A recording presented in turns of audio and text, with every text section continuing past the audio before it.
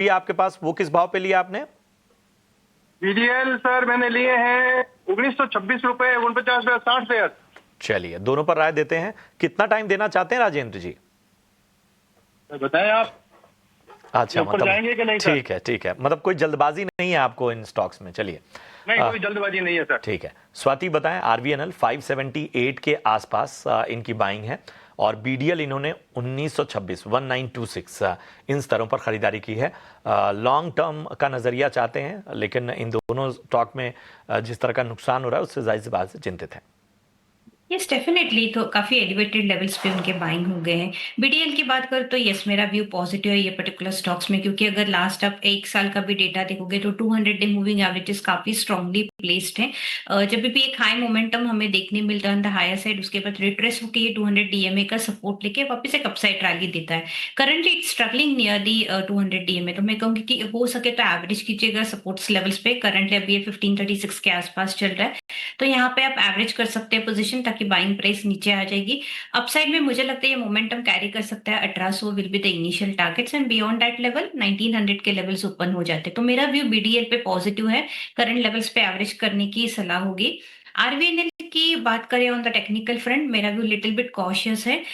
जो भी आपके बाइंग पोजीशन से वो बने रखिएगा, कोई अभी करंट लेवल्स पे प्रॉफिट्स लॉस बुक मत कीजिएगा। आई बिलीव ये 300 310 के आसपास एक काफी स्ट्रॉन्ग फॉर्मेशंस बन सकते हैं सपोर्ट्स के, एंड देन फिर एक अपसाइड रैली हमें देखने मिलेगी। प्राइस करेक्शन हम लोगों ने ऑलरेडी देखा है ना, अभी टाइम करेक्शन का मोमेंटम चल रहा है। एज ऑफ नाउ ये कंसोलिडेशन फेज में जाएगा, देन एक अपसाइड ट्रेंड हमें देखने मिल सकता है। तो it will take a time for this particular stock, but upside में इनिशियल टारगेट्स ओपन होते हैं 360 टू 370 के लेवल्स पे।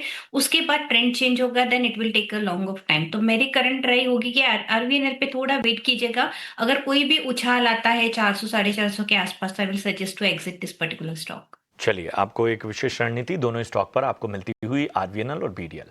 अंकित चौहान हमारे अगले दर्शक हमारे साथ हैं। अंकित, अच्छा ठीक है, यूट्यूब के जरिए इनका सवाल हमारे पास आया हुआ है। सन फार्मा पे राय जानना चाहते हैं स्वाति। 1735 1735 ये इनकी बाइंग प्राइस है। बताइए, सन फार्मा में अच्छा खासा नुकसान इनको हो रहा है, क्या राय होगी? जी, सनफार्मा अभी डेफिनेटली मोमेंटम कैचअप कर रहा है। अगर आप लास्ट 1 डेढ़ साल का डेटा देखोगे तो कंटिन्यूअस डाउनफॉल में है। ऑलमोस्ट 1900 टू 1550 के आसपास तक हम लोग ने एक डाउनफॉल देखा है, डाउनवर्ड स्लोपिंग चैनल में। अभी ये ट्रेंड एक change over a period of time ये चेंज करेगा, एंड आई बिलीव कि it's on the verge of giving the breakout. तो नियर टर्म फ्यूचर्स में डेफिनेटली हमें ब्रेकआउट्स देखने मिलेंगे ये पर्टिकुलर स्टॉक्स में। तो लंबे नजरिए के लिए डेफिनेटली मेरा व्यू पॉजिटिव है। अपसाइड में रैली 1800 और 2000 के लेवल्स ओपन हो जाते हैं। तो अगर आप minimum 6 to 7 month beyond that levels months के आप होल्ड कर सकते हो, तो डेफिनेटली होल्ड ऑन कीजिएगा। Immediate target will be 1800, then उसके बाद 2000 के लेवल्स हमें देखने मिलेंगे। ठीक है, तो सन फार्मा